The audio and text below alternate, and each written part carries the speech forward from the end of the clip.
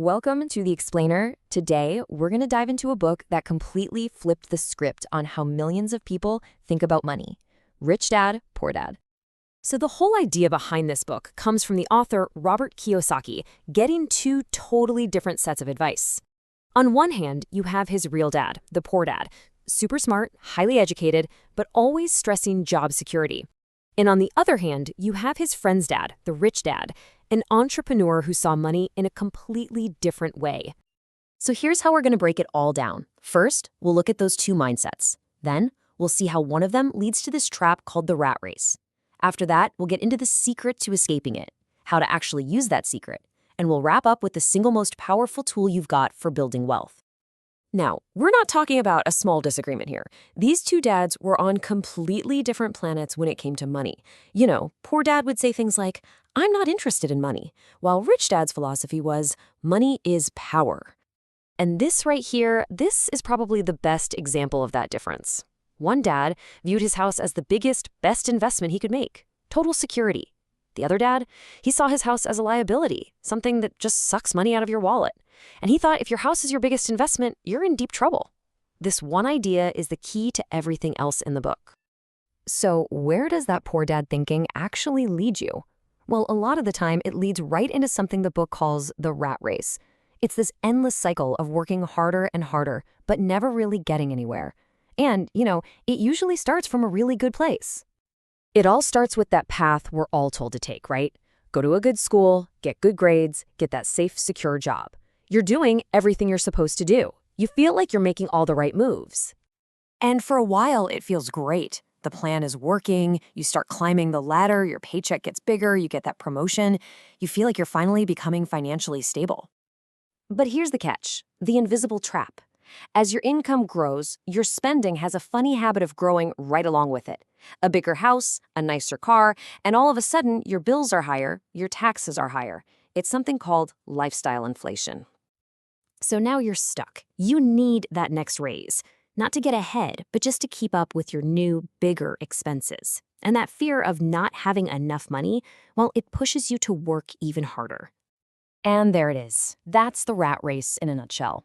You're basically a hamster on a wheel, running faster and faster. But your financial situation isn't actually changing. Your income goes up, sure, but your expenses go up right with it. And you're still just one paycheck away from trouble. So, how in the world do you get out of this thing? How do you get off the wheel? According to the book, it all comes down to really, truly understanding one simple idea. And the secret isn't about working harder or chasing a bigger salary. According to Rich Dad, the key is financial literacy. And more specifically, it's about knowing the incredibly simple difference between an asset and a liability. Okay, now the definition in the book is so simple, it's almost genius. Forget all the complex jargon. An asset is simply anything that puts money in your pocket. That's it. It generates income for you. And a liability, you guessed it, is the complete opposite. It's anything that takes money out of your pocket. This simple little filter was how Rich Dad looked at every single financial choice he made. So let's see what this actually looks like for most folks. The main source of income is a salary from a job. That money comes in, and then it goes right back out to pay for things like a mortgage, car payments, credit cards. And the biggest trap here is that people spend their whole lives buying these liabilities thinking they're actually assets. But the rich, they play a totally different game. They focus on one thing, building up their asset column. They use their money to buy things that make more money, like stocks that pay dividends or rental properties that bring in cash flow. Then, the money from those assets pays for their lifestyle, and whatever is left over gets poured back into buying even more assets. It's a powerful, wealth-building machine. Okay. This is all great in theory, but how do you actually do this? How do you apply it? The book's advice is actually pretty simple. Start minding your own business. Now, this is super important. Minding your own business doesn't mean quitting your job tomorrow. The book says your profession, that's your job, is different from your business. Your profession is how you earn a paycheck. Your business is your asset column. The idea is to keep your day job, but use the salary from it to buy real, income-producing assets, not just more liabilities. All right, this brings us to the last and honestly the most powerful idea in the whole book. After all this talk about assets and liabilities and cash flow, what is the one thing that really, truly makes someone rich? It turns out the ultimate asset isn't a stock or a piece of real estate, it's your own financial intelligence.